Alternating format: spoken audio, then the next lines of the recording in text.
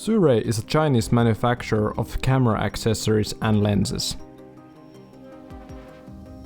They released their first lens back in 2020, the Anamorphic 50mm f1.8 with a 1.33x squeeze factor. The lens was made for Super 35 and APS-C cameras. This lens was a big deal. There were no available anamorphic lenses for APS-C back then, or at least what I know of. However, its focal length was a bit too long. After a while, SIRUI released their f2.8 24mm anamorphic lens. Now fast forward to the day that I was deciding on which anamorphic lens should I get for my camera. I thought about it for a while and I decided I would go for the 24mm. I came to this conclusion because many people thought that even the 35mm was too narrow, and that was for the APS-C cameras, not for Micro Four Thirds, which has an even bigger crop factor. What were my first thoughts? I thought that the lens was heavy. Weighing in at 780 grams, it's a bit bulky for Micro Four Thirds. However, when compared to other anamorphic lenses, these SIRUIs are not that bad. This weight comes from the glass needed for anamorphic optics and because of the fact that the whole lens is made from metal. The lens is not only heavy, but it's long as well. On itself, I don't think it will strain the mount too much, but if you decide to add an anamorphic adapter, it may cause some strain on the mount. Compared to other 1.33x lenses from SIRUI, this one has a slower aperture at 2.8, unlike the others which have 1.8. This 24mm has the advantage of having a shorter minimal focus distance of 0.6 meters. 0.6 meters may be the shortest of the bunch, but it feels quite long for someone used to photo lenses. Now speaking of the anamorphic qualities, this lens has 1.33x squeeze factor, but that's only at infinity. When focusing at close range, the squeeze factor goes down to 1.25x. Before I got this lens, I didn't think about that too much, but now after I've used it for a while, I think this has to be one of the most annoying features of the whole lens. The squeeze factor should remain constant. Speaking of compromises, this lens is manual only, so no autofocus in this lens. The focus ring feels good though. It has a rotation of about 190 degrees, which is very long for one camera operator without a follow focus.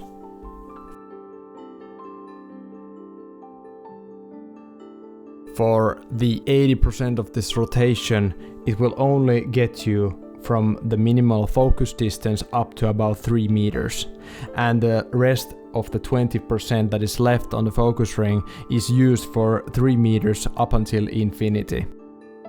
And the infinity is not exactly on the end part of this rotation, but a little bit before that. When reaching the end, you can hear a very audible clicking sound. The second wheel is used for changing the f-stop. This wheel feels a bit more dampened, and I think that's a good thing. This may prevent you of changing your f-stop without you noticing.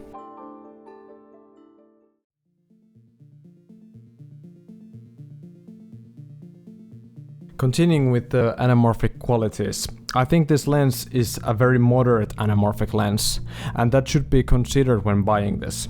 You won't get the swirly background or the waterfall bokeh on which some 2x anamorphics may get you. You get something else. You get a very usable lens. At wide open, this isn't the sharpest lens around, but stop down a little bit, you get a very sharp image. This lens does give you the anamorphic blue flares. which also are quite controllable. But if you point this straight at the light source, you may get a secondary flare as well, and that may be a bit distracting for some. If you take a look at the background blur that this lens produces, it's got some nice anamorphic qualities, but it's not like a waterfall. And the bokeh balls, they're not oval shaped, they're a bit more round. This may also be because of the short focal length. There might be a bit of barrel distortion, but that's something I do like about an anamorphic lens. I think I prefer it when compared to pincushion distortion.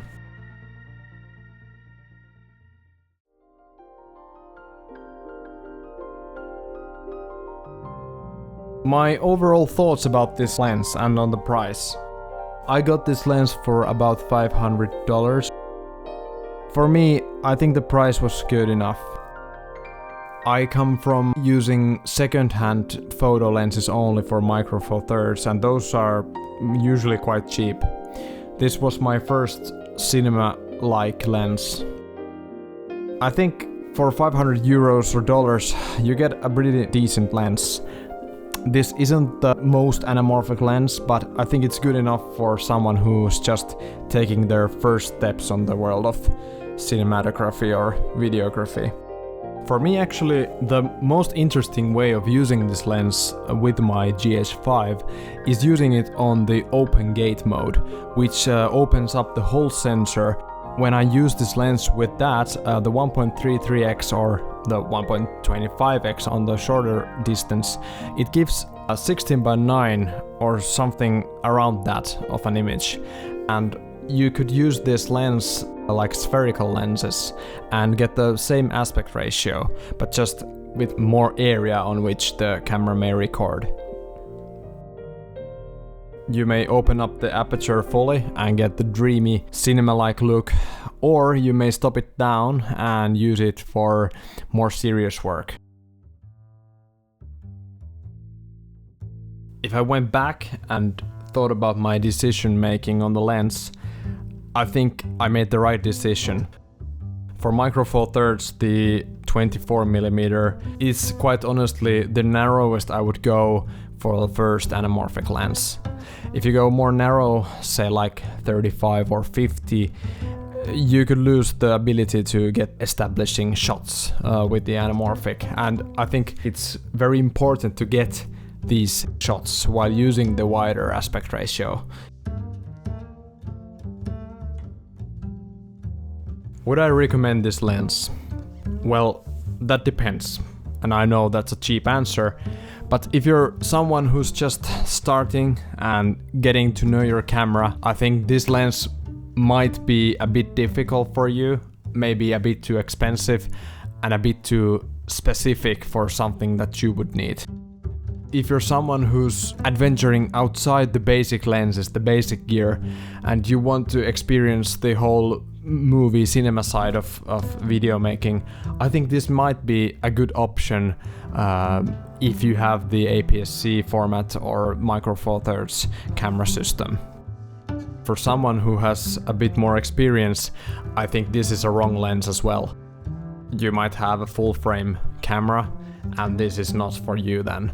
There are many full frame options, and I think you know the options better than I do, so no, this isn't the lens for you. But for someone in between complete beginner and almost going pro, this might be a good option.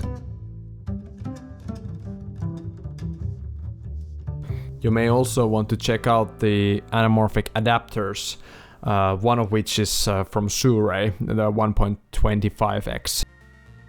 Those might be a good option as well, because then you can use your pre-existing lenses for anamorphics, and if you have anamorphic lenses you could make them even more anamorphic, so I think that could be a very interesting option as well. I think this has been a very interesting adventure to the world of anamorphics and cinema lenses as well.